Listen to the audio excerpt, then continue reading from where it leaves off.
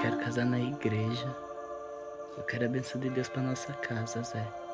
Mas então dorme, que amanhã tu já esqueceu essa ideia, viu? Filme. Não foi à toa, né? Grande vencedor do Festival do Rio, melhor filme, a Kika melhor atriz. É tão simples e tão grande, né? Ao mesmo tempo. Marcelo, da onde vem a história da Kika?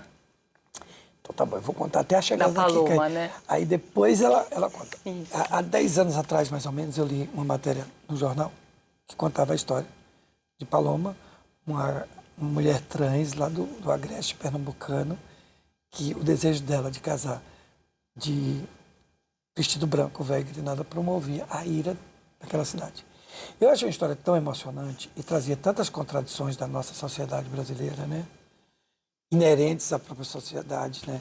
Falava de amor, de ódio, de preconceito, de fé, mas falava, acima de tudo, de afeto. Né? E falar de afeto num país onde a quantidade de violência contra a comunidade trans cada dia aumenta, e o Brasil hoje é o país que mais promove violência contra a comunidade trans, era fundamental. Né? Então, a partir disso, comecei a desenvolver o roteiro, estudei muito, li muito, mas conheci também algumas mulheres trans que tinham uma realidade social muito parecida com a Paloma, que moravam no Agreste. E aí trabalhei muito isso. E depois fizemos o cast e chegaram essas atrizes maravilhosas. Descobri a Kika. O teste dela não foi bom. Fiz outro que não foi bom. O terceiro também não foi bom. Mas eu falei, eu preciso desses 2 olhinhos. Que nesses 2 olhinhos ela vai construir uma personagem frágil, forte, inocente, ingênua e sem saber revolucionária. Seu Papa, meu nome é Paloma. Vivo amigada com meu marido Zé. Com ele eu crio minha filha Jennifer. Eu sou mulher. Todo mundo aqui sabe disso. Conta um pouquinho de você. Quem que é a Kika? Porque a Paloma, a gente já se apaixonou pela Paloma. Sim, eu sou alagoana. Eu nasci em Maceió, mas morei até os 15 anos em Marechal Deodoro. Depois fui morar em Brasília, onde eu me formei, fiz teatro. Cheguei em Brasília, já fui fazer teatro. Aí ingressei no curso de artes cênicas, me formei. E comecei a pesquisar voz e palavra em performance, comecei a escrever poemas, escrevi 2 livros. E agora eu tô morando em Rio Branco, tenho um filho, sou casada. Que lindo. E assim, a maior inspiração para Paloma foi a minha mãe, que para mim era a maior referência de sonho, de determinação, entendeu? E de luta, assim, para correr atrás daquilo que se quer. Obviamente, a gente trabalhou muito para que eu pudesse encontrar a Paloma. O Marcelo, ele me deu liberdade para eu criar minha própria Paloma, assim, pelo contrário, né, do que se é esperado. Ele não disse assim, Paloma é isso, isso e isso, mas ele deu possibilidades para que eu fosse entendendo a Paloma dele e pudesse, a partir daí, criar minha própria Paloma. Então, é isso, assim, eu sou essa pessoa, eu também me vejo na Paloma, à medida em que é essa pessoa que sai desbravando mundos para conseguir aquilo que quer, né, e realizar seus sonhos. E é isso, assim. Olha, tá vendo ali, ó? Diz o nome da cidade. Misericórdia.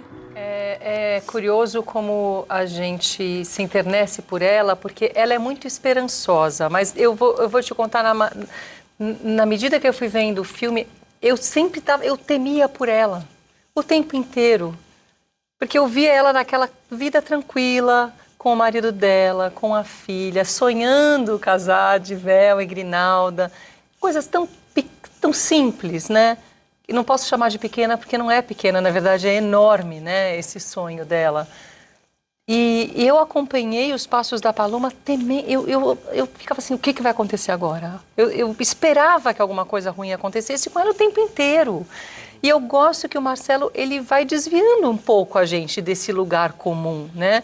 O perigo tá no mundo em que ela vive, mas você não cai nessa armadilha, né? Numa história que se espera. Né? Você falou uma palavra muito bacana, é esperança, né? E citando um conterrâneo meu, o mestre Paulo Freire, ele fala: ter esperança no Brasil é um ato revolucionário. Né? Então, a esperança da Paloma é revolucionária. Sem ela saber, ela estava promovendo um ato revolucionário com a esperança dela. E qual é a esperança dela? A partir desse sonho, desejo de casar na igreja, legitimar o casamento dela e dar mais respaldo emocional. Porque quem de nós nunca teve dúvidas sobre a pessoa amada? De um lado, da gente pensar, eu amo essa pessoa, e ao mesmo tempo pensar que aquela pessoa me ama como eu amo ela.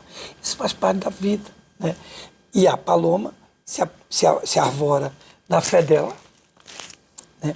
Para dar legitimidade a isso e ajudar ela a seguir esse caminho. Não quero saber disso aí não, viu? Quero saber da minha moto nova, viu? A gente vai casar sim. Por isso que eu acho que é bonito, que é uma história universal. E você fala, quando, não vai acontecer nada com ela. Porque tem uma forma ou de outra, você se identifica com ela. Né? Existe uma empatia, né? E essa empatia é a Kika que traz com essa construção desses silêncios. Silêncios que dizem muita coisa, né? E quanto mais ela construía esse silêncio, mais eu tirava os diálogos. Principalmente na montagem. Porque o silêncio dela já dizia as coisas. Sim. Né? Ela construiu essa empatia. Porque esse era o grande perigo do filme, né? Construir uma personagem tão ingênua, tão inocente, que você desprezasse ela. Agora você constrói uma personagem ingênua, inocente, empática, que você fala, eu vou segurar a sua mão. Você vai pagar com juros com seu carinho, pra gente resolver isso sozinho. Aí, gente, olha só o que eu encontrei aqui. Uma sereia, a sereia vulcânica. Olha o tamanho do rabo.